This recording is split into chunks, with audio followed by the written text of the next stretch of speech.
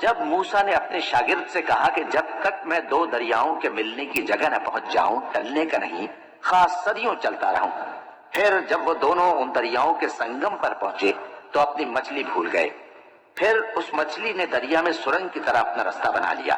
جب آگے چلے تو موسیٰ نے اپنے شاگرد سے کہا کہ ہمارا کھانا لاؤ، اس سفر سے ہم کو بہت تکان ہو گئی ہے۔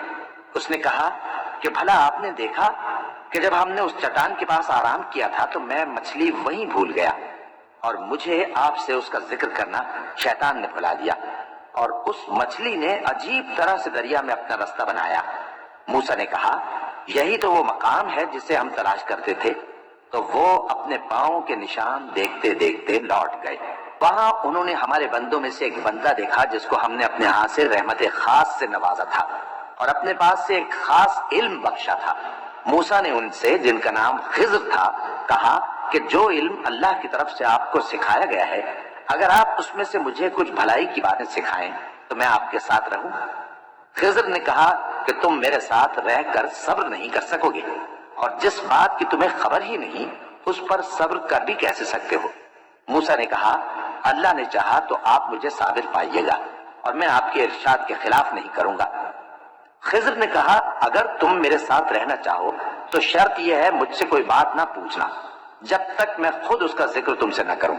تو دونوں چل پڑے، یہاں تک کہ جب کشتی میں سوار ہوئے تو خضر نے کشتی کو پھاڑ ڈالا۔ موسیٰ نے کہا کیا آپ نے اس کو اس لیے پھاڑا ہے کہ سواروں کو غرق کر دی؟ یہ تو آپ نے بڑی عجیب بات کی۔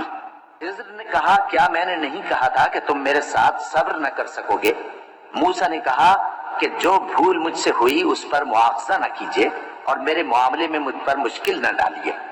پھر دونوں چلے، یہاں تک کہ راستے میں ایک لڑکا ملا تو خضر نے اسے مار ڈالا۔ موسیٰ نے کہا کہ آپ نے ایک بے گناہ شخص کو ناحق بغیر قصاص کے مار ڈالا، یہ تو آپ نے بری بات کی۔ خضر نے کہا کیا میں نے نہیں کہا تھا کہ تم سے میرے ساتھ صبر نہیں ہو سکے گا؟ انہوں نے کہا کہ اگر میں اس کے بعد پھر کوئی بات پوچھوں یعنی اعتراض کروں تو مجھے اپنے ساتھ نہ رکھیے گا کہ آپ میری طرف سے عذر کے قبول کرنے میں حد کو پہنچ گئے ہیں۔ پھر دونوں چلے، یہاں تک کہ گاؤں والوں کے پاس پہنچے اور ان سے کھانا طلب کیا۔ انہوں نے ان کی ضیافت کرنے سے انکار کیا۔ پھر انہوں نے وہاں ایک دیوار دیکھی جو گرا جاتی تھی تو خضر نے اس کو سیدھا کر دیا۔ موسیٰ نے کہا کہ اگر آپ چاہتے تو ان سے اس کا معاوضہ لے لیتے تاکہ کھانے کا کام چلتا۔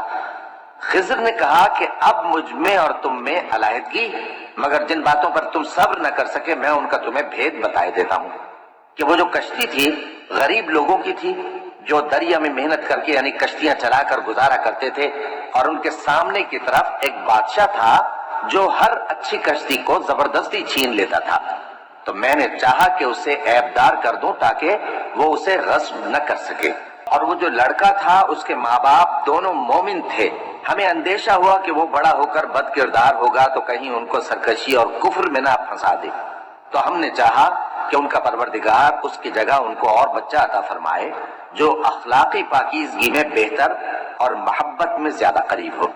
اور وہ جو دیوار تھی سو دو یتیم لڑکوں کی تھی جو شہر میں رہتے تھے، اور اس کے نیچے ان کا خزانہ دفن تھا، اور ان کا باپ ایک نیک آدمی تھا۔ تو تمہارے پروردگار نے چاہا کہ وہ اپنی جوانی کو پہنچ جائیں اور پھر اپنا خزانہ نکالے۔ یہ تمہارے پروردگار کی مہربانی ہے، اور یہ کام میں نے اپنی طرف سے نہیں کیے، یہ ان باتوں کی حقیقت ہے جن پر تم صبر نہ کر سکے۔